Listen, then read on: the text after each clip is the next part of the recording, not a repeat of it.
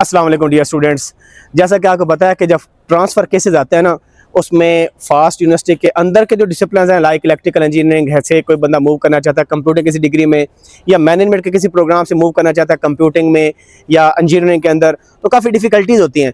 तो इंशाल्लाह इस वीडियो में हम डिस्कस करेंगे, मल्टीपल स्टूडेंट्स का इंटरव्यू कंडक्ट करेंगे जो कि इस प्रोसेस से गुजरे हैं और अपना एक्सपीरियंस शेयर करेंगे आप लोगों से। ठीक है, अब पहले कोई ऐसी वीडियो नहीं है, लेकिन इस वीडियो को बताने का मकसद ये है कि जब एक बच्चा अपना एक्सपीरियंस बताएगा कि कुछ प्रोसेस से गुजरा, तो इससे लर्निंग आपकी काफ़ी ज़्यादा होगी। जो स्टूडेंट्स 2026 में अप्लाई करेंगे ट्रांसफ़र के लिए, बेशक वो इंटर डिपार्टमेंट्स हों या from different university too fast हो, तो आपको काफ़ी फ़ायदा होगा। इसमें कोई दो मोटी मोटी चीज़ें मैं आपको बता देता हूँ जो कि बड़ी क्रूशल हैं। एक ये कि जब आपका प्रोग्राम चेंज होता है, लाइक आप इंजीनियरिंग से जाते हो मैनेजमेंट में या इंजीनियरिंग से जाते हो कंप्यूटिंग में, तो आपका जो CGPA वो 0 हो जाता है। बेशक आपका 4/4 पहले था, वो 0 हो जाएगा। दूसरा पॉइंट ये है कि जो कोर्सेज में आपके ग्रेड्स होते हैं वो कैसे ट्रांसफर होते हैं, उसके लिए एक तो आउटलाइन आपकी मैच करनी चाहिए फास्ट के साथ, और नंबर 2 कि जिन कोर्सेज में C से कम ग्रेड होगा ना, वो आपके एग्जाम्प्ट नहीं होंगे, यानी वो ट्रांसफर आपके नहीं होंगे। ठीक है, लेकिन इसमें एक प्री रेक्विजिट का कंसेप्ट होता है छोटा सा, वो ये होता है फॉर एग्जांपल प्रोग्रामिंग फंडामेंटल आपने पढ़ी पहले सेमेस्टर में और ऊपर पढ़ी सेकंड सेमेस्टर में, PF में ग्रेड आपका आता है लेट C D+ आता है या C नेगेटिव आता है, और ऊप में आपका ग्रेड C या उससे ऊपर आता है, तो फिर आपका PF भी उसमें एग्जाम्प्ट हो जाएगा। ये कुछ स्पेशल केसेस हैं जो कि ट्रांसफर में होते हैं, लेकिन मेन चीज़ ये होती है कि आउटलाइन मैच करनी चाहिए फास्ट के साथ। अगर आप किसी और यूनिवर्सिटी से आ रहे हैं, बाकी स्टूडेंट से पूछते हैं कि उनका क्या एक्सपीरियंस था, सो वीडियो काफ़ी यूजफुल होगी, इसको एंड तक देखिएगा, अपना ख्याल रखें। अच्छा जी, हमारे पास एक स्टूडेंट है, ये कस्ट से आए थे और सॉफ्टवेयर इंजीनियरिंग कर रहे थे। 1 साल उन्होंने कस्ट में गुजारा है, फास्ट में अब माशाल्लाह इस्लामाबाद कैंपस में इनका सॉफ्टवेयर इंजीनियरिंग में ट्रांसफ़र सक्सेसफुली हो चुका है और यहाँ से 3rd सेमेस्टर से कंटिन्यू कर रहे हैं। इनसे इनकी स्टोरी पूछते हैं, क्या चैलेंजेस आए थे, सारा प्रोसीजर कैसे था और कैसा फील कर रहे हैं। अस्सलाम वालेकुम। वालेकुम अस्सलाम सर। थैंक यू यार, बहुत मेहरबानी, आपने थोड़ा टाइम निकाला अपना। अच्छा, इनका नाम है मोहम्मद अब्दुल वदूद साहब। अच्छा अब्दुल वदूद भाई, ये बताइएगा कि फास्ट में आने का ख्याल कब से पैदा हुआ आपके? फास्ट में सर आने का ख्याल बेसिकली मेरा जो बैकग्राउंड है प्री इंजीनियरिंग का है, एज सच कोई कंप्यूटिंग रिलेटेड प्रोग्राम नहीं था, तो 1 साल कस्ट में गुजारा, तो अच्छा उधर का एक्सपीरियंस था। लेकिन जब फील्ड में गया तो सारे लोग, जब बात शुरू होती है फास्ट से शुरू होती है कंप्यूटिंग की, तो एक शुरू हुई कि भाई फास्ट जाना है, फास्ट जाना है। फिर देखा ऐसे कि एज सच के ट्रांसफ़र वाला ऐसा एक्सेप्ट करती है फास्ट या नहीं करती, फिर उसके ऊपर सारी रिसर्च वगैरह की, तो पता लगा कि ऐसा हो जाता है। फिर साथ साथ पढ़ाई शुरू की और अपने ग्रेड्स को फोकस किया, ताकि ग्रेड्स अच्छे होंगे तो वो कोर्स ट्रांसफ़र होगा, क्योंकि ग्रेड्स के अंदर एलिजिबिलिटी क्राइटेरिया होता है। फिर जब second at the time being जब एडमिशन का टाइम्स करीब आए, तो मैंने हाशिम ज़ा का एक कोर्स पेड कोर्स ख़रीदा और उससे तैयारी की साथ साथ अपने सेकंड सेमेस्टर के फाइनल्स के साथ साथ। तो फाइनल्स की ऐसा मैंने इतनी तैयारी की नहीं, क्योंकि मेरा था कि बस अब फास्ट जाना ही जाना है। ठीक है, तो फाइनल तक मैंने इतना को खास पढ़ा नहीं, इसी के ऊपर मेन फोकस। फाइनल का मतलब सेकंड सेमेस्टर का फाइनल? जी, सेकंड सेमेस्टर के फाइनल। अच्छा, असल में वहाँ पे जो सीन था ना, वो लेट होता था पेपर, यहाँ पे जल्दी पेपर खत्म हो गया। हाँ। तो मैंने फाइनल्स की इतनी तैयारी नहीं की कस्ट के, यहाँ की तैयारी की टेस्ट की, क्योंकि मैं बिल्कुल आउट ऑफ वो हो गया था।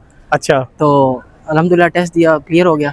आपका एग्रीगेट SC से मैच कर गया इजीली? जी, आराम से। कितना एग्रीगेट बना था आपका? सर मेरा था 83। ये तो बहुत आउटस्टैंडिंग है। SC का तो मेरिट भी 73 के आसपास कुछ था। कम था इस साल मेरिट पिछले साल के निस्बत। तो आपका CGPA क्या था जब आपका इधर अप्लाई कर रहे थे? कस्ट में मेरा CGPA 3.85। वहाँ पर इतना इजीली आ जाता है कि चैलेंजिंग है? नहीं सर, चैलेंजिंग है, पढ़ा था, ऐसी बात नहीं है कि बिल्कुल ही आ जाता है, लेकिन ठीक है। तो अच्छा, जब आपका एडमिशन सिक्योर हो गया, मींस कि रिजल्ट जब फास्ट का अनाउंस हो गया वेबसाइट पर और आप एलिजिबल हो गए, आपने फी पे की सबसे पहले? जी सर, सबसे पहले वो एडमिशन फी प्लस जो साल की फीस होती है ट्यूशन फी सेमेस्टर की होती है। अच्छा, मुझे बताएं कि फिर आपने एप्लीकेशन कब दी कि भाई आप ट्रांसफर करना चाहते हो फ्रॉम कस्ट टू फास्ट? सर जैसे ही इसका आया, जब 23 अगस्त को आया था आई गेस रिजल्ट, तो उससे अगले दिन ही मैं अपने वाले 23 जुलाई होगा?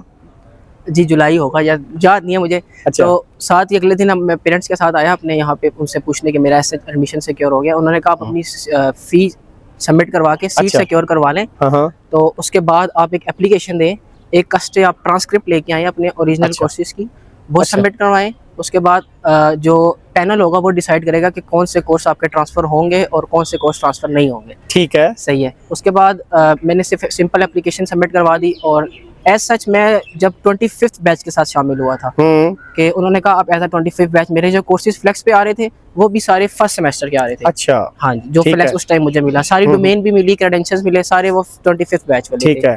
तो फिर उसके बाद मेरा परेशानी हुई आपको? बहुत ज़्यादा परेशानी हुई सर। अच्छा।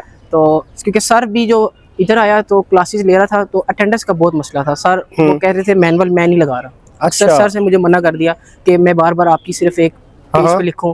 तो फिर मैं एकेडमिक ऑफिस वालों के पास जाता था, वो कहते थे कि आप अभी इसी तरह करें, सर से रिक्वेस्ट करें, कोई मसला हो तो हमारे पास आए। ठीक है। तो एज सच मेरे बहुत ज़्यादा ऊपर फेरे शेरे लगे आपस में। अच्छा। तो बस फिर यही है तो सर। क्लासेस आप यानी मैनुअली अटेंडेंस के लिए रिक्वेस्ट पुट करते रहे उनको ना? Yes sir. और जब सेशन 1 को फास्ट में होता है आपके 5 वीक्स के बाद ना, जी सर। तो आपको जो, क्योंकि 24 बैच आपका एक्चुअली होना चाहिए था, तो वो भी 25-24 में कन्वर्ट हुआ था या नहीं? सर हुआ था, लेकिन वो सेशनल 1 के बाद हुआ था। अच्छा। जी सर। जो मेरे पास फ्लैक्स की सारी डोमेन आई, क्रेडेंशियल्स आए, और जो मेरे कोर्सेज रजिस्टर्ड हुए हैं ना, वो अभी रिसेंट 1 हफ्ता पहले हुए हैं, मतलब 15 अक्टूबर को हुए हैं। तो उस टाइम तक मैं इसी तरह ही चलता रहा हूँ, मैनुअली चलता रहा हूँ। यानी अब आपका नाम प्रॉपर इनरोल हो गया है। Yes sir. एक चैलेंजिंग टाइम होता है, तो इसमें आप पेशेंस शो करना चाहिए। आप क्या मशवरा देते हैं उन लोगों को जो अगले साल ट्रांसफर कराएंगे? अगर आपका ड्रीम है कि आपने फास्ट में पढ़ना है, अब आपको पता है ना कि मैं इनरोल तो हो गया हूँ, मेरा एडमिशन सिक्योर हो गया, तो इंशाल्लाह वो भी हो ही जाएगा। आ गए हैं तो आगे भी इंशाल्लाह हो जाएगा मसला। अच्छा। लेकिन यहाँ की जो ये है बहुत स्लो है सर्विस, वो टालते हैं मेरे ख्याल से। नहीं, वो क्योंकि एट अ टाइम काफी ज्यादा स्टूडेंट कर रहे होते हैं, ऐसे ही तो मल्टीपल स्टूडेंट को हैंडल करना मुश्किल है, तो इट टेक्स टाइम ना। बिल्कुल सर। क्योंकि सेटल करने में हेड ऑफिस में भी मल्टीपल स्टूडेंट्स की रिक्वेस्ट होती है, तो शायद टाइम इस वजह से लग जाता है वहाँ पर। आपका सारे के सारे कोर्सेज ट्रांसफर हो गए थे कि कुछ एग्जाम नहीं हुआ? सर मेरे सारे कोर्सेज ट्रांसफर हो गए। मैंने 35 क्रेडिट आवर्स पढ़े थे। अच्छा। तो वो मेरे सारे ट्रांसफर हो गए अभी। मुबारक हो यार। खैर मुबारक।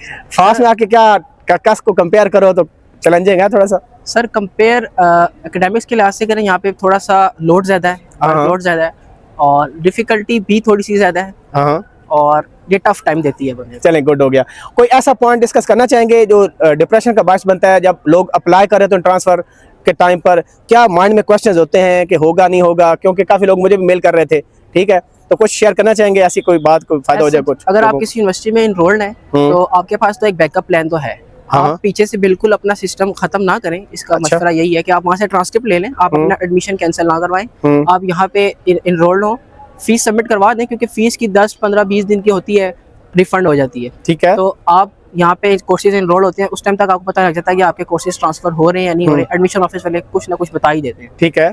तो अगर आपको लगता है कि आप यहाँ पे सूटेबल नहीं हो, आपको काफी ज्यादा लॉस हो रहा है, या जैसे भी आपको बेहतर, हर बंदे की पर्सनल होती है, ठीक है, तो उसको अगर बेहतर लग रहा है तो ठीक है, यहाँ पे कंटिन्यू कर लें।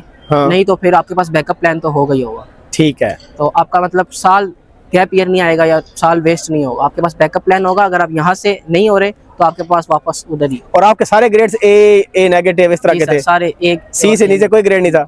वैसे वो एग्जाम नहीं होते अगर सी से कम ग्रेड हो तो? नहीं हो सर, 2.5 उसके अंदर होना चाहिए। मैं प्री रिक्विजिट में कुछ होता है मेरे ख्याल में कि अगर लेट से पीएफ में बुरा ग्रेड है, ऊप में अच्छा ग्रेड है, वो एग्जाम दोनों ही हो जाते हैं फिर। चलिए अब्दुल वदूद भाई, बहुत शुक्रिया आपका, आपने इतनी इन्फॉर्मेशन शेयर की, काफी लोगों को फायदा हो जाएगा इंशाल्लाह। बहुत शुक्रिया, थैंक यू, अल्लाह हाफिज़। हमारे साथ एक स्टूडेंट खड़े हैं, नीरज कुमार इनका नाम है, और ये IBA कराची से आए हैं, फास्ट इस्लामाबाद कैंपस में कंप्यूटर साइंस के स्टूडेंट हैं। 2 साल इन्होंने IBA कराची में स्पेंड किए और फिर इस्लामाबाद कैंपस में 5th सेमेस्टर से ज्वाइन किया। इनसे पूछते हैं कि सारा प्रोसेस कैसे इन्होंने इनिशिएट करके कंप्लीट किया है। कैसे हैं नीरज साहब? अल्हम्दुलिल्लाह मैं ठीक, आप सुनाएं sir? Thank you very much यार, आपने टाइम निकाला। अच्छा नीरज भाई, मुझे ये बताइएगा कि जब आपने 2 साल स्पेंड किया IBA कराची के अंदर और फास्ट का आपने प्लान किया, तो 2 साल बाद चीज़ें काफ़ी भूल जाती हैं, लाइक NU टेस्ट होता है, इस तरह NTS भी होता है। आप किस प्लेटफॉर्म से आए थे और माइंड कब बना के फास्ट में जाना है? मेरा 4th सेमेस्टर के बाद प्लान बना कि मुझे फास्ट इस्लामाबाद में CS में ट्रांसफर लेना है। ठीक है। क्योंकि मैंने 2 साल पहले टेस्ट दिया था, बट 2 साल हो गए थे, तो उसके बाद मुझे भी देखना था कि टेस्ट का प्रोसेस कैसा है, क्या कुछ चेंजेस आती हैं, क्योंकि बाय एवरी ईयर कुछ ना कुछ चेंजेस आती हैं। ठीक है। टेस्ट हो गया, टेस्ट के टॉपिक्स वगैरह हो गए। सो बेसिकली मैंने ऑनलाइन सर्च की, फास्ट की वेबसाइट देख ली कि कौन कौन से टॉपिक्स आ रहे हैं, कौन कौन से टेस्ट की डेट्स हैं, तो मैंने उस हिसाब से अपने टॉपिक्स सारे रिवाइज कर लिए। क्योंकि जब आप ट्रांसफ़र लेते हैं ना, फास्ट इस्लामाबाद में आते हैं, तो आपको पहले NU का टेस्ट क्लियर करना होता है, जो एंट्री टेस्ट होता है, जो हर किसी को देना होता है। तो पहली चीज़ तो ये है कि आपको NU टेस्ट क्लियर करना होता है, एंड आपको मेक श्योर करना होता है कि आपका फास्ट इस्लामाबाद में एडमिशन हो जाता है इन एवरी डिपार्टमेंट। अगर आप CS में जाना चाहते हैं, उसका अपना एग्रीगेट होता है। अगर आप दूसरे डिपार्टमेंट जाता है, AI में आना चाहते हैं, साइबर में आना चाहते हैं, वो उसका अपना एग्रीगेट होता है। तो इस वजह से आपको CS का देखना होता है। अगर आप, मैं फॉर एग्जाम्पल CS में आया हूँ, तो मुझे उस हिसाब से प्रैक्टिस करनी पड़ेगी, एंड मैंने अल्हम्दुलिल्लाह मैंने टेस्ट क्लियर कर लिया था। अब टेस्ट क्लियर करना इज द बेसिक स्टेप कि ये आपका फर्स्ट स्टेप हो गया कि आप FAST इस्लामाबाद आ रहे हैं। तो एडमिशन आपको जब आप बोलेंगे ट्रांसफ़र कब होगा, ट्रांसफ़र होने से पहले जब आपको पहले फर्स्ट सेमेस्टर की फ़ीस वगैरह, इसकी फ़ीस का जो प्रोसेस होता है वो आपको देना पड़ेगा। एज अ मतलब आप न्यू स्टूडेंट आएंगे। जब आप न्यू स्टूडेंट जाके जब आपका ओरिएंटेशन होगा या फिर आप ओरिएंटेशन के डेट पे आएंगे या फिर जब आपकी फर्स्ट डेट पे क्लास होंगी, तब आपको अपनी डॉक्यूमेंटेशन या प्रोसेस करना होगा। अब मैं आपको बताऊंगा कि वो प्रोसेस क्या है। अब बेसिकली प्रोसेस ये हो कि आपको जब आप पिछली यूनिवर्सिटी से आए ना, उस पिछली यूनिवर्सिटी NOC या फिर माइग्रेशन सर्टिफिकेट आपको चाहिए होगा एंड उसकी ट्रांसक्रिप्ट चाहिए होगी, प्रोफेशनल ट्रांसक्रिप्ट या फिर ओरिजिनल ट्रांसक्रिप्ट चाहिए होगी। ये दोनों डॉक्यूमेंट मेन होते हैं आपको ट्रांसफ़र के लिए। आपने क्लियरेंस करानी है अपनी उस यूनिवर्सिटी से।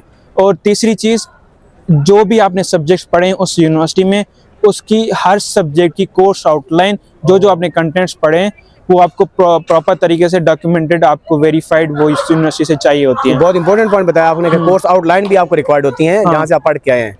और आप ये सोच रहे हैं कि मेरे कौन कौन से कोर्सेज ट्रांसफ़र होंगे, तो पहले आपको बता दूं इनकी क्राइटेरिया होती है। क्राइटेरिया क्या होती है, आपको जो भी सब्जेक्ट्स पढ़ें उनके सब्जेक्ट्स के नाम सेम, अगर नाम सेम नहीं है, इन केस अगर आपका नाम सेम नहीं है, तो आप लोगों का एटलीस्ट 80% कंटेंट सेम होना चाहिए जो आप ये कोर्स कर रहे हैं। 80% कोर्स कंटेंट सेम होना चाहिए। अब जब इन केस ट्रांसफ़र होगा, जब आपका ग्रेड C या फिर 2.0 GP जो ग्रेड पॉइंट होता है उससे ज़्यादा आपका ग्रेड होना चाहिए, तो इन केस आपका ट्रांसफ़र के लिए अप्लाई होगा।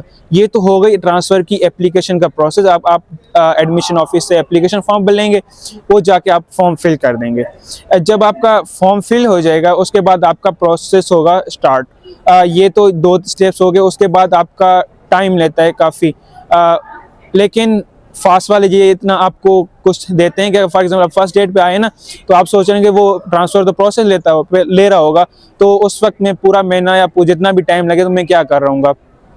तो उस वक्त ये होगा कि आप एडमिशन डिपार्टमेंट को अपने कोर्सेज दिखाएंगे। फॉर नाउ आपको वो कोर्सेज बताएंगे, आप ये कोर्सेज ले लें। वो आपको इतना फैसिलिटेट करते हैं कि आप ये कोर्स लें। उन्होंने मुझे भी फैसिलिटेट किया था। मैंने फर्स्ट डे यहाँ पे आया था, मैंने ट्रांसफ़र के लिए अप्लाई किया था, और सेकंड डे पे मैंने अपनी जो 5th सेमेस्टर की क्लासेस थी वो मैंने स्टार्ट कर दी थी। तकरीबन मुझे अराउंड 1 मंथ लगा ट्रांसफ़र का प्रोसेस होने में। उसमें क्या होता है कि पहले आपके कोर्सेज आउटलाइंस चेक और वेरीफाई होती हैं कि ये एक्यूरेट है या नहीं है, आपके ग्रेड्स वेरीफाई होते हैं। उसके बाद हर इंस्ट्रक्टर के पास जाते हैं, हर डिपार्टमेंट के हेड के पास जाते हैं कि ये कोर्सेज कंटेंट ट्रांसफ़र हो सकता है या नहीं हो सकता। उसके बाद आपको अपना अकाउंट मिलता है। अकाउंट तो पहले भी मिल जाता है, लेकिन आपका न्यू रोल नंबर बनेगा क्योंकि आप ट्रांसफ़र स्टूडेंट है, तो उस बैच के हिसाब से आपका बनेगा। तो उसके कोर्सेज आपको पता चल जाएंगे कौन कौन से कोर्सेज आपके ट्रांसफ़र हुए हैं, कौन कौन से कोर्सेज आपको ट्रांसफ़र नहीं हुए। तो अगर आप ये ना सोचना कि अगर फॉर एग्जाम्पल आपने 2 साल पिछली यूनिवर्सिटी में लगाएं या फिर 1 साल लगाएं, तो आपको 3 साल सिर्फ और लगाना पड़े। इनकेस अगर आप पिछली यूनिवर्सिटी में कोर्सेज भले 1 साल पढ़ के आए, कि आपके अगर कुछ कोर्सेज ट्रांसफ़र नहीं हुए तो आपको एक्स्ट्रा लगाना पड़ेगा। ऐसा तो नहीं हुआ कि आप कोर्स पढ़ रहे थे और वो एग्जाम भी हो गया बाद में, इस तरह तो नहीं हुआ ना? नहीं, ऐसा नहीं हुआ, क्योंकि जब आप एडमिशन डिपार्टमेंट के हेड के पास जाते हैं तो वो पहले फॉर नाउ मतलब आपको 80% to 90% श्योरिटी होती है कि ये कोर्स ट्रांसफ़र होगा ही होगा। अच्छा। तो उनके इसमें उस हिसाब से आपको बताते, ऐसे नहीं बताते कि ये ले लो ये ले लो। अब मुझे बड़ा इंपॉर्टेंट पॉइंट पूछना है आपसे, वो ये कि जो आप NOC का प्रोसेस बता रहे थे अपनी यूनिवर्सिटी का, और ट्रांसक्रिप्ट और साथ आउटलाइंस वगैरह, वो सारी चीज़ें हार्ड कॉपी में चाहिए होती हैं कि इनको ईमेल करनी होती है? आपको सारी चीज़ें हार्ड कॉपी में चाहिए होंगी, हार्ड कॉपी में चाहिए होंगी, सॉफ्ट कॉपी भी चाहिए। बेटर है कि आप हार्ड में ले आएं और अपने पास सॉफ्ट में रिकॉर्ड रख लें। आप तो सिंध से बिलोंग करते हैं और इस्लामाबाद कैंपस में आपने कैसे फिर ट्रैवल किया था, क्या किया था? बेसिकली ट्रांसफ़र होता है कि आप जब ओरिएंटेशन के लिए यहाँ पे आते हैं तब भी आप अप्लाई कर सकते हैं। इफ़ नॉट ओरिएंटेशन देन आपको फर्स्ट डे पे यहाँ पे जब क्लास स्टार्ट होती हैं उसी दिन पहले काम आपने यही करना है कि, क्योंकि आपको सब्जेक्ट तो पता नहीं है, क्योंकि आप फर्स्ट ईयर की क्लासेस नहीं ले सकते, बट आपको जब पहले दिन आते हैं वो आपको एप्लीकेशन के लिए प्रोसेस करना पड़ता है। वो आपको लिस्ट बना के देते हैं कि ये कोर्सेज आपने लिए हुए हैं, ये कोर्स श्योरिटी है कि मतलब 80 to 90% श्योरिटी है कि आपके कोर्सेज ट्रांसफ़र हो सकते हैं। तो अगर ईमेल से अगर कॉरेस्पॉन्डेंस कर ली जाए, उनको डॉक्यूमेंट स्कैन करके भेज दिए जाए ताकि प्रोसेस अर्ली स्टेट इनिशिएट हो जाए, बेसिकली वो इस तरह से नहीं होता, क्योंकि उनकी एप्लीकेशन हार्ड फॉर्म में होती है। अच्छा। वो डिपार्टमेंट टू डिपार्टमेंट जाती है, क्योंकि सिर्फ एडमिशन डिपार्टमेंट के पास वो चीज़ नहीं होती। एडमिशन डिपार्टमेंट के बाद HOD के पास जाती है, हेड ऑफ स्कूल्स के पास जाती है, डिफरेंट टीचर्स के पास जाती है। तो इन दैट केस उनको हार्ड कॉपी चाहिए होती है कि वो दूसरे डिपार्टमेंट में दे सके ये चीज़ें। अच्छा, तो ये NOC के लिए तब अप्लाई करना चाहिए जब कंफर्म हो जाए कि फास्ट में एडमिशन हो गया? हाँ। और उस प्रोसेस में आपकी यूनिवर्सिटी कितना टाइम लिया था? अब मेरा अप्रोक्सीमेटली 1 वीक से ज़्यादा नहीं लगता था। अच्छा, और कोई पॉइंट शेयर करना चाहेंगे जिससे बेनिफिट हो सके स्टूडेंट्स को जो प्लान कर रहे हैं ट्रांसफर का? अब बेसिकली अगर आप फास्ट में आ रहे हैं ना, तो अगर आप सेकेंड ईयर में आ रहे हैं तो क्योंकि जो फास्ट के क्योंकि अगर आप यूनिवर्सिटीज में आ रहे हैं ना, ऑब्वियसली कुछ चीज़ें चेंज होती हैं, जैसे ग्रेडिंग क्राइटेरिया। क्योंकि जब आप एक साल एक यूनिवर्सिटी में होते हो ना, या फिर 2 साल अपनी यूनिवर्सिटी में होते हो, तो आप अपनी यूनिवर्सिटी के टीचर्स को समझ जाते हैं कि कौन सा टीचर किस तरह पढ़ाते हैं, कौन सा टीचर किस तरह चेकिंग होती है, कौन सा सिस्टम चल रहा होता है। तो जब आप न्यू यूनिवर्सिटी में आते हैं ना, तो फर्स्टली आपको ये अडॉप्ट करना पड़ता है कि ये सारी चीज़ें अडॉप्ट करनी पड़े। आप में अडॉप्टेबिलिटी होनी चाहिए कि आप न्यू एनवायरनमेंट में अडॉप्ट हो जाएं, न्यू चेंजेस देखें। क्योंकि अगर आप फॉर एग्जांपल पे इन फास्ट थोड़ा रगड़ा नाम होता है, लेकिन इतना रगड़ा भी नहीं है, आपको थोड़ा पढ़ना पड़ता डेली, मतलब डेली बेसिस पे अपना काम करना पड़ता है। ये होता है कि दूसरी यूनिवर्सिटी में 1 मिड होता है, यहाँ पे 2 मिड हो जाते हैं, तो ऑलमोस्ट 1 मंथ के बाद आपके मिड आ जाएंगे। तो आपको डेली बेसिस पे अपने असाइनमेंट थोड़े डिफिकल्ट होते हैं, आपको खुद करने पड़ेंगे और एआई वगैरह यूज नहीं करना पड़ेगा। जी, thank you very much Neeraj साहब, बहुत शुक्रिया आपका। अस्सलाम वालेकुम, कैसी हैं आप? वालेकुम सलाम सर, अल्हम्दुलिल्लाह, आप कैसे हैं? अल्लाह का शुक्र। अच्छा, आपका जो ट्रांसफ़र केस है वो इलेक्ट्रिकल इंजीनियरिंग से साइबर सिक्योरिटी में, ऐसे ही है ना? जी सर। तो आप पहले मुझे बताएं कि डबल ई में आपका जीपीए कितना था? It was 3.53। 3.53, माशाल्लाह। तो जब पिछले साल आपने अप्लाई किया था तो आपका कंप्यूटिंग में हो गया था एडमिशन? नहीं सर, कंप्यूटिंग में नहीं हुआ था, 0.5 का कुछ रहता था डिफरेंस। अच्छा, यानी किसी भी डिग्री में नहीं हुआ था? नहीं सर, मैंने अप्लाई ऐसे किया था कि मैंने बस साइबर सिक्योरिटी में किया था और उसके बाद मैंने इलेक्ट्रिकल और कंप्यूटर इंजीनियरिंग में किया था, सो मुझे सीएस में जाना भी नहीं था। अच्छा, यानी आपकी प्रेफरेंस साइबर सिक्योरिटी थी? जी सर। तो अभी भी आप साइबर सिक्योरिटी के अंदर गई है ना? जी। अच्छा, तो इस साल आपका मेरिट जब बन गया तो आपने कब अप्लाई किया ट्रांसफर के लिए? पहले एडमिशन टेस्ट दिया था आपने, क्या किया था? जी सर, मैंने दोबारा नॉर्मली एडमिशन टेस्ट दिया था और उसके बाद जब मेरा कंफर्म हो गया था तो मुझे नया 25th बैच का रोल नंबर भी असाइन हो गया था। बाद में वो शिफ्ट कर देते हैं, आपको रोल नंबर चेंज कर देते हैं। एप्लीकेशन आपने जब रिजल्ट डिक्लेयर हुआ था वेबसाइट पर, उसके बाद दी थी? कब दी थी? जी सर, रिजल्ट डिक्लेयर हो गया था, फीस सबमिट करवा दी थी, एडमिशन जब कंफर्म हो गया था उसके बाद अप्लाई किया था। अच्छा, ठीक है। तो एडमिशन फीस भी दोबारा दी थी आपने यानी? यस, सब कुछ दोबारा तो दिया जो पिछली एडमिशन फीस आपकी थी वो किधर गई? एडमिशन फीस वो रख लेते हैं और उसके बाद सिक्योरिटी होती है आपकी पिछले डिग्री की, जब आप डिग्री क्लोज कराते हैं तो वो सिक्योरिटी वापस कर देते हैं। अच्छा, यानी वो एडमिशन फी भी कन्फिस्केट हो जाती है? जी। अच्छा, ठीक है, क्योंकि आप दोबारा एडमिशन ले रहे होते हो ना। हाँ हाँ। तो इसमें जो लवाजमात होते हैं, मीन्स कि आप रिटर्न एप्लीकेशन देते हो और साथ को अटैचमेंट भी देते हो, साथ को चीज़ अटैच करते हैं, अपने ट्रांसक्रिप्ट वगैरह या कुछ और? नहीं सर, आप बस अपना रोल नंबर बता के रिटर्न एप्लीकेशन देते हैं, बाकी सब एकेडमिक वाले होते हैं। क्योंकि आपका कैंपस यही था ना, इस्लामाबाद कैंपस? जी। अच्छा, तो जब आपने एप्लीकेशन दी थी कि उस जो रिजल्ट आया कि आपके इतने क्रेडिट आवर एग्जाम्प्ट हो चुके हैं, तो इस प्रोसेस में कितना टाइम लगा था और आपका कोई इंटरव्यू वगैरह भी हुआ था या क्या हुआ था? नहीं सर, कोई इंटरव्यू नहीं हुआ था, आपको खुद ही एकेडमिक ऑफिस के बार बार चक्कर लगाने पड़ते हैं एंड यू आस्क देम कि कहाँ तक केस पहुंचा है, क्योंकि उस टाइम पे एडमिशन्स भी हो रहे होते हैं, बहुत से स्टूडेंट्स के मसले होते हैं। हाँ। सो आपको कोई भी इस तरह एज सच ईमेल वगैरह नहीं आता, आप जाके पूछते रहते हो, तो वो प्रोसेस करके आपको साथ साथ अपडेट करते रहते हैं। ठीक है। और ट्रांसक्रिप्ट वगैरह फाइनलाइज होने में तो तकरीबन सेशनल्स तक हो गया था टाइम, लेकिन क्या एग्जाम्प्ट हुआ है वो 3-4 दिन में कंफर्म कर देते हैं।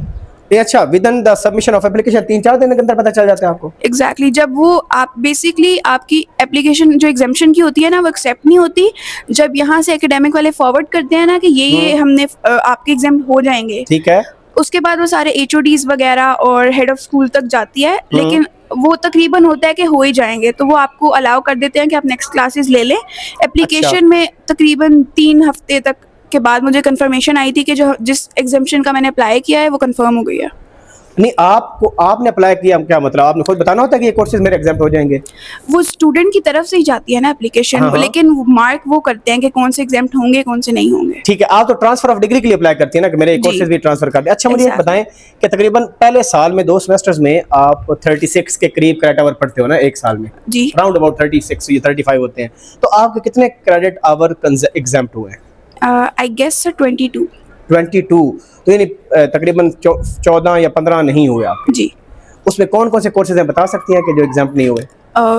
सर, जो मैंने सारे कोर्सेज पढ़े हैं वो सारे एग्जाम्प्ट हो गए हैं, लेकिन बाकी कोर्सेज डिफरेंट हैं तो वो हो नहीं सकते। फॉर एग्जांपल जिस तरह इंजीनियरिंग ड्राइंग होगी, वर्कशॉप होगी, लीनियर सर्किट एनालिसिस होगी, है ना, ये जो थोड़ा भी मैच कर रहा था वो एग्जाम्प्ट हो गया है। अच्छा। कुछ भी मुझे रिपीट पे नहीं पढ़ना पड़ रहा, जो मैंने इधर भी पढ़ा हो वहाँ भी पढ़ी हूँ। अब मैं आगे के कोर्सेज पढ़, यानी जो कॉमन कोर्सेज है वो आपके ट्रांसफर हो चुके हैं? जी। और मुझे बताइएगा कि जो CGPA है सुना है वो 0 हो जाता है, तो आपका 0 हो गया CGPA? एग्जैक्टली सर, CGPA 0 तो इसका मतलब है जो थर्ड सेमेस्टर में आपका CGPA आएगा अभी फॉल 2025 में, वही आपका CGPA एग्जैक्टली सर, डिग्री में 6 सेमेस्टर्स का CGPA होता है। ठीक है, तो आप सेटिस्फाइड हैं ट्रांसफर प्रोसेस से? Exactly sir. ठीक है, चलिए थैंक यू वेरी मच, बहुत शुक्रिया, अल्लाह आपको कामयाब करे। आमीन। अस्सलाम वालेकुम शयान भाई, कैसे हैं आप? वालेकुम सलाम, बेहतरीन, आप सुनाएं? अल्हम्दुलिल्लाह। शयान साहब स्टूडेंट हैं और इनका जो ट्रांसफ़र केस है ना वो है बिजनेस एनालिटिक्स की डिग्री, ये पहले कर रहे थे, 2024 बैच के स्टूडेंट थे, ऐसे ही ना शयान? और फिर आप कंप्यूटर इंजीनियरिंग में आए हैं, तो इनसे पूछते हैं कि इनका ट्रांसफ़र प्रोसेस कैसा रहा, कितने कोर्सेज एग्जाम्प्ट हुए।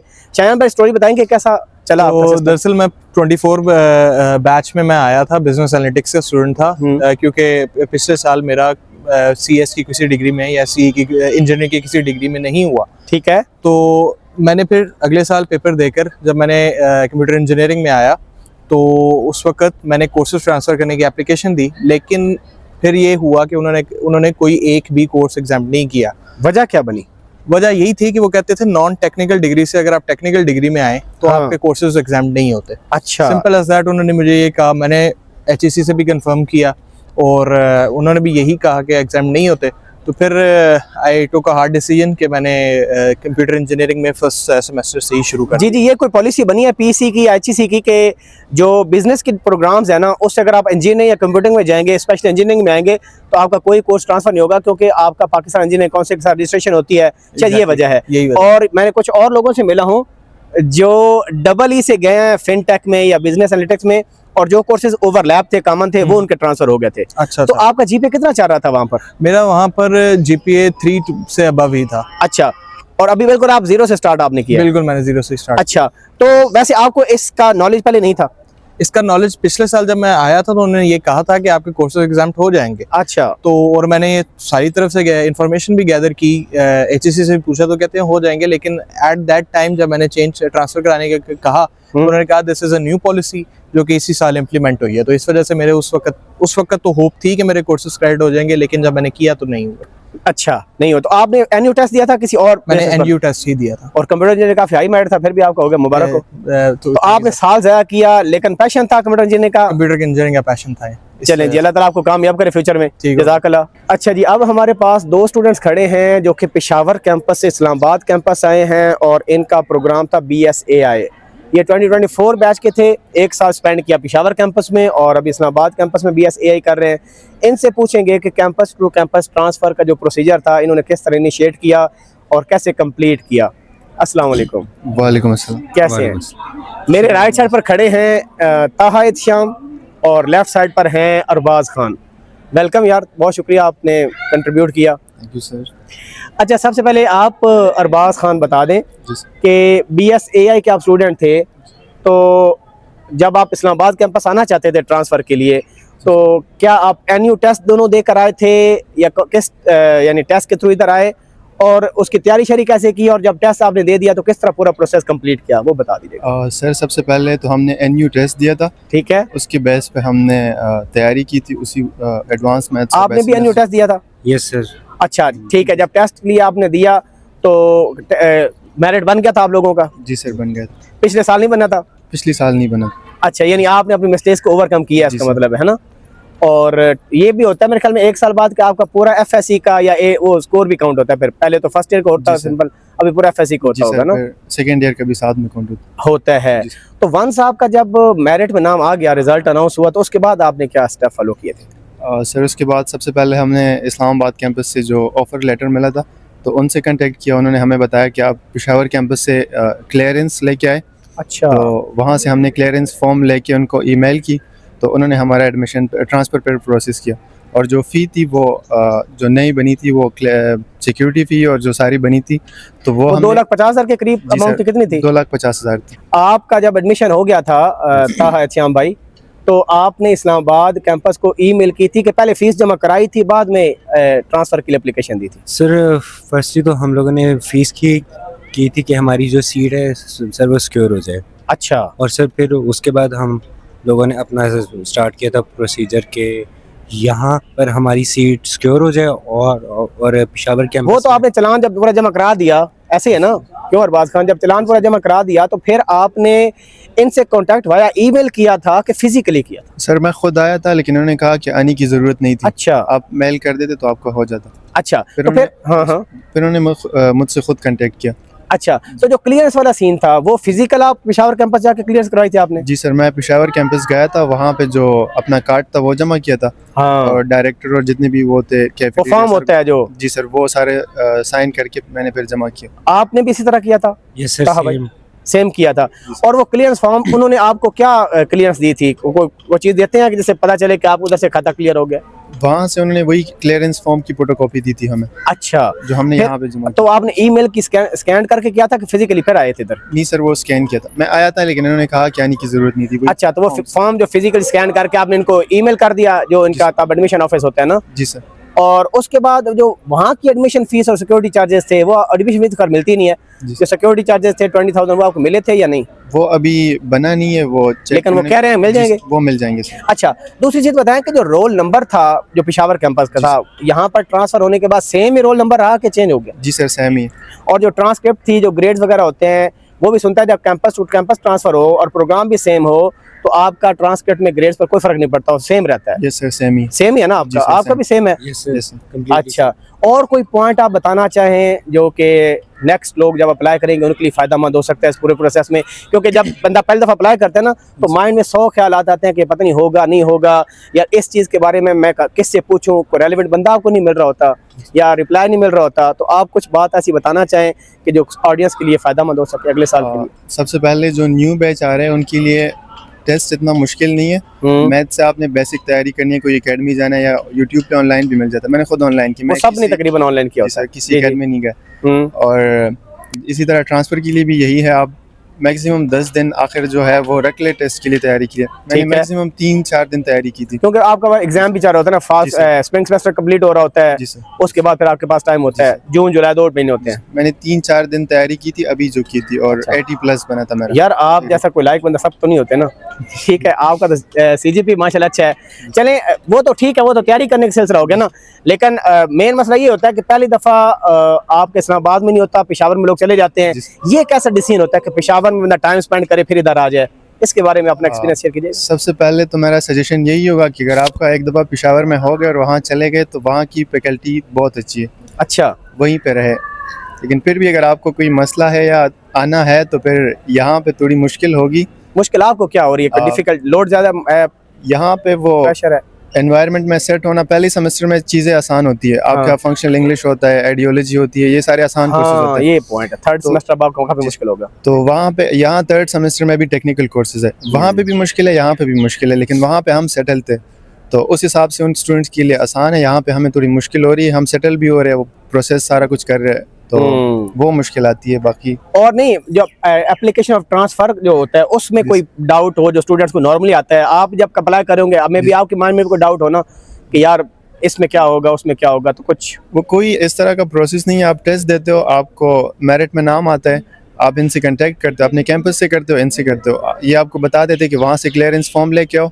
आप वो वहाँ से लेके आते हैं, इनको मेल करते और जो सारा वही करते हैं। यानी कोई इतना मुश्किल नहीं है जो आपने बता दिया। तो ताहा भाई आपके माइंड में कोई है, कोई चीज़ शेयर करना चाहें जो स्टूडेंट्स आएंगे अगले साल, क्योंकि 2025 के जो हैं पेशावर कैंपस से पढ़ रहे हैं या फैसलाबाद या किसी और में, और इस्लामाबाद या लाहौर जाना चाहते हैं, तो उनको कुछ आप शेयर करना चाहें कोई बात? सर यही है कि जो जब आप आते हो ना कैंपसेस के सेमेस्टर्स के बीच में, तो सर आपको डिफिकल्टी लेवल बढ़ता है, क्योंकि सर हर कैंपस का अपना एक स्टाइल होता है कि क्या पैटर्न एग्जाम्स का रखना है, सब कुछ रखना है। सही। तो जो एडजस्टमेंट होती है ना वो आपकी फर्स्ट सेमेस्टर से ही बनती है। अच्छा। लेकिन अगर तो आप जैसा 3rd में आते हो, 5th में आते हो, तो एक तो आपके उतने दोस्त नहीं बन पाते इतनी जल्दी, और आपको आपके एडजस्टमेंट में पूरा सेमेस्टर भी निकल जाता है कभी कभी। ये थोड़े चैलेंजेस होते हैं, तो उसके लिए आप भी कोलैबोरेशन करें, क्योंकि लोगों के पहले ग्रुप्स बन चुके होते हैं ना। तो ये अच्छी बात है। चलो आप पेयर के फॉर्म में आए हैं, अकेला बंदा होता है ज्यादा शायद में भी बोर हो। तो विश यू गुड लक यार। बाकी यहाँ पर भी लोग काफी कोऑपरेटिव हैं। आप फैकल्टी के पास जाएं, जो आपके टीचिंग असिस्टेंट हैं उनके पास जाएं, सीनियर से बातें करें, तो इंशाल्लाह मेरे ख्याल में ओवर द टाइम आप चीज़ें ठीक हो जाएंगी। अल्लाह आपको कामयाब करे। आपकी कंट्रीब्यूशन का बहुत शुक्रिया और इससे लोगों का भी फ़ायदा होगा होपफुली इंशाल्लाह। अल्लाह हाफिज़। अल्लाह हाफिज़। Thank you sir.